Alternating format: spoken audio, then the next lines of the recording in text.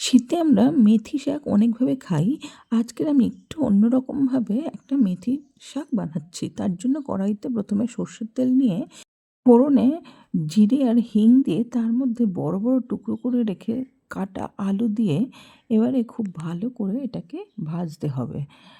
মোটামুটি একটু লাল লাল হয়ে যাবে যখন, তখন তার মধ্যে আমি আগে থেকে কেটে রাখা একটা মিডিয়াম সাইজের পেঁয়াজ এর মধ্যে দিয়ে দেবো।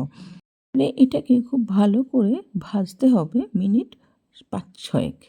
এটা যখন একটু কালার ধরতে শুরু করবে ততক্ষণ পর্যন্ত মোটামুটি আমি ভাজতে থাকবো। মেথি শাকের কিন্তু অনেক উপকার আছে। মেথি শাক তোমরা যেভাবেই খাবে না কেন, এর উপকার কিন্তু অবশ্যই তোমরা পাবে। তো সেই কারণে মেথি শাক কিন্তু যে যেভাবে চাও খেতে পারো, আর এই শীতেই কিন্তু এটা সুন্দরভাবে অ্যাভেলেবেল থাকে।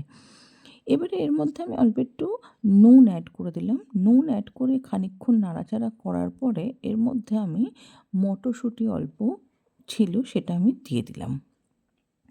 দিয়ে এটাকে দিয়েও মিনিট ৩-৪ আমি নাড়াচাড়া করতে থাকবো। এরপর আমি খানিকক্ষণের জন্য এটা ঢাকা দেব।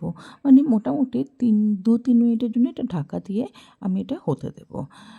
২-৩ মিনিট পরে আমি এই ঢাকনা উঠিয়ে মোটামুটি আলু পেঁয়াজের কালার ধরে গেছে যখন, তখন এর মধ্যে টমেটো একটা বড় মাপের ছিল, সেই টমেটোটা আর কিছু কাঁচা লঙ্কা আমি কেটে রেখেছিলাম সেগুলোকে দিয়ে খুব ভালো করে নাড়াচাড়া করতে থাকবো।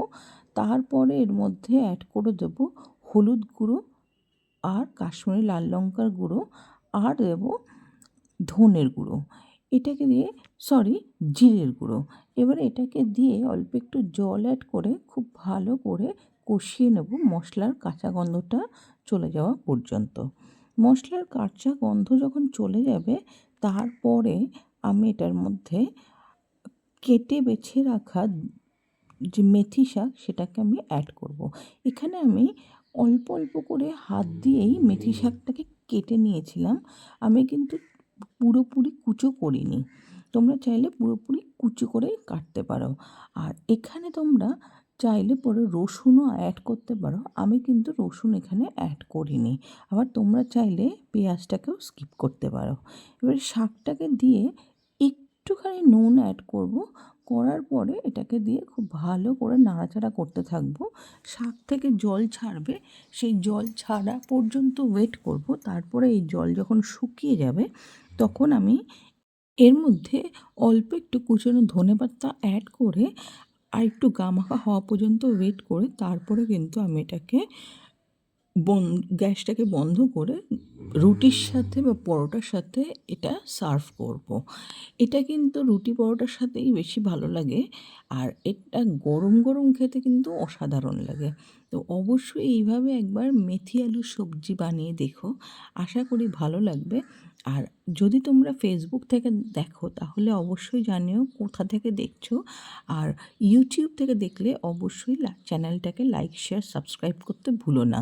আর অবশ্যই কমেন্ট করে জানিও যে আমার এই প্রয়াসটা কেমন লাগলো।